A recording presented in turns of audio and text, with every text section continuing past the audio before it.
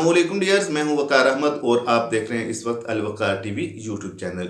जी dears, मैं आपको आज शहबाज गिल के बारे में बताता चलूं कि उन्हें किस तरह से अरेस्ट किया गया और बदतरीन जुल्म तशद्दुद का निशाना बनाया गया। जेल में उन्हें बहुत सारी अजियतें दी गई जिस पर उनकी तबीयत बिल्कुल आउट ऑफ कंट्रोल हो गई और उन्हें पंथ अस्पताल इस्लामाबाद मुंतकिल कर दिया गया।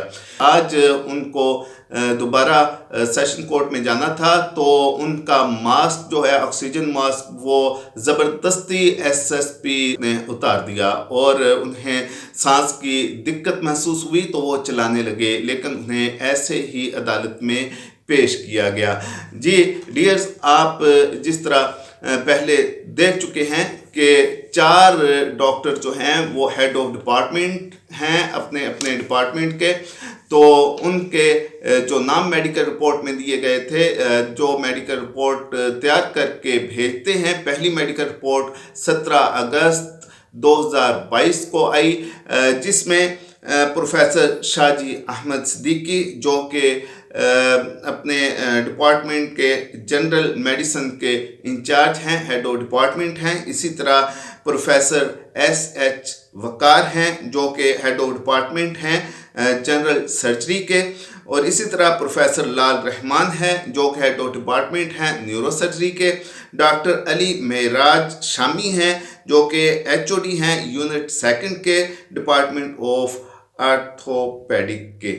नाजरीन, मैं आपको बताता चलूं कि डॉक्टर शहबाज गिल साहब से जब लीगल टीम की मुलाकात करवाई जाती है पिम्स हॉस्पिटल में तो वहां एक बहुत बड़ा इंकशाफ होता है। डॉक्टर शहबाज गिल साहब ने बताया कि यहाँ कुछ लोग डॉक्टर्स के यूनिफॉर्म में आते जाते रहते हैं, तो अब ज़िम्मेदारान कौन हैं इसके? अगर खुदा न खास्ता डॉक्टर शहबाज गिल साहब को कुछ हो जाता है तो उनके सिक्योरिटी इंतज़ामात बहुत टाइट होने चाहिए, वरना ये तमाम के तमाम इल्ज़ामात सिक्योरिटी अदारों पर आ जाएंगे या फिर इसकी जवाबदेह हुकूमत होगी। तो पुलिस ने जो मेडिकल रिपोर्ट बनवाई है उसमें उन्होंने बिल्कुल तकलीफ़ का ख़ात्मा कर दिया है। तो आज जो ही इन्हें पेश किया गया सेशन कोर्ट में तो उसके बाद फ़ैसला महफूज किया गया। बाबर आवान ने दरख्वास्त दी है कि एक गैर जानिबदार मेडिकल बोर्ड डॉक्टर्स पर मुश्तमिल हो, कुछ ही देर में फ़ैसला सुनाए जाने का इम्कान है। शहबाज गिल साहब तो एक प्रोफेसर बंदा है, ठीक है, वो तो मिसाल के बगैर बात ही नहीं करता। जब भी उसने कोई बात की है मैंने नहीं देखा कि वो मिसाल के और मज़ाहिया अंदाज में बात करके बिल्कुल इस तरह अपने अल्फाज को लोगों के दिलो दिमाग में उतार देता है कि लोग वाकई मुतअस्सर होते हैं।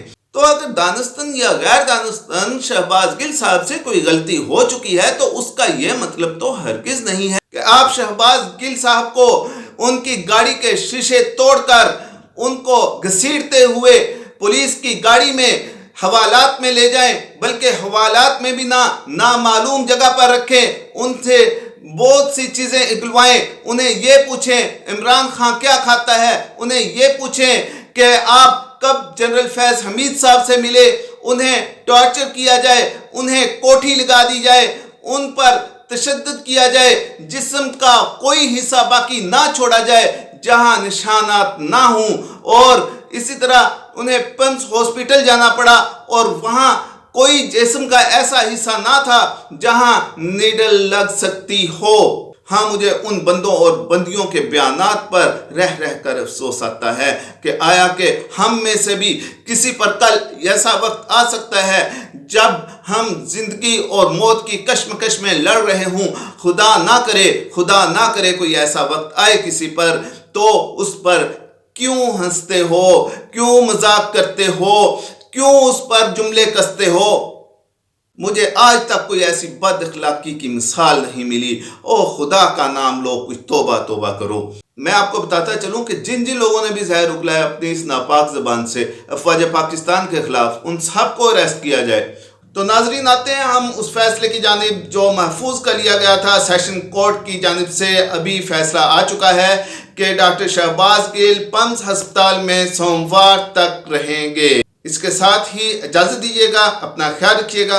अल्लाह हाफिज़।